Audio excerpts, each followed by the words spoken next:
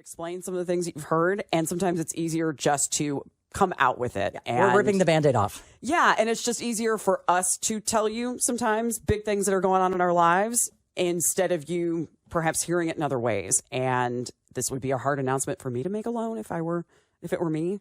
And so you've had a lot going on. Scott's also had a lot going on. Yeah. You've been carrying a lot as that's been happening, and you've had a lot going on in your own life yourself, and this has now hit kind of a conclusion for you. It has. And the one thing I will say is the one person that it's so hard for me to talk about this, because the one person who cannot be here for this is my husband.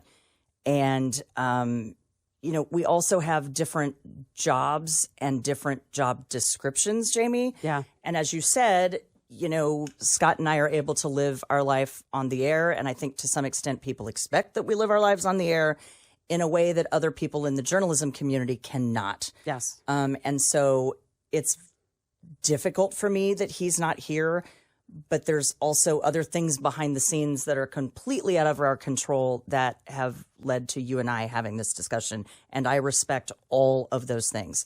And so before you see it in the Kansas City Star, all of our very close friends and people close to us have known for quite a while this is going on, that we are very, very amicably parting ways in the most amicable, friendship-filled, loving. I mean, he gave me a hug on the way out the door today and said, "I love you, go knock 'em dead," when you give your speech. And he's always been my biggest champion, you know that. Yeah. And will continue to be my biggest champion, and I his. Yeah. And it's just, it is sad that we could not get this to the finish line. And I don't know what else to say about it. I mean, you and I have talked about this, Jamie.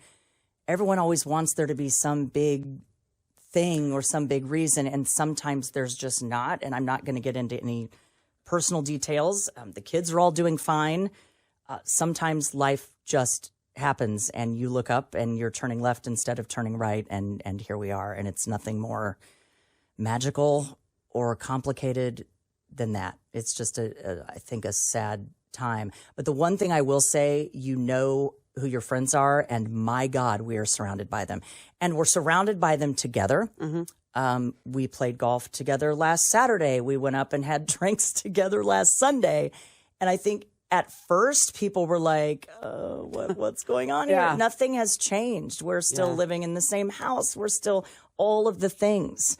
And all of those things will continue happening. I mean, I said to him the other day, we are still in each other's lives and still have this amazing friendship. And none of that is going to change. I think just, we are going to move in separate directions and in, I hope, what is a standard for other people who are going through this or who may go down this road in the future. Like, you can do it with so much love and friendship and respect. Mm-hmm. That's all there is here. There's no fighting. Yeah. We don't have warring attorneys. We're not doing any of that. And I think, at the end of the day, you can do it that way if you really want to do it that way. And we want to do it in a way that's best for us. And this is the way that's best for us. How are you?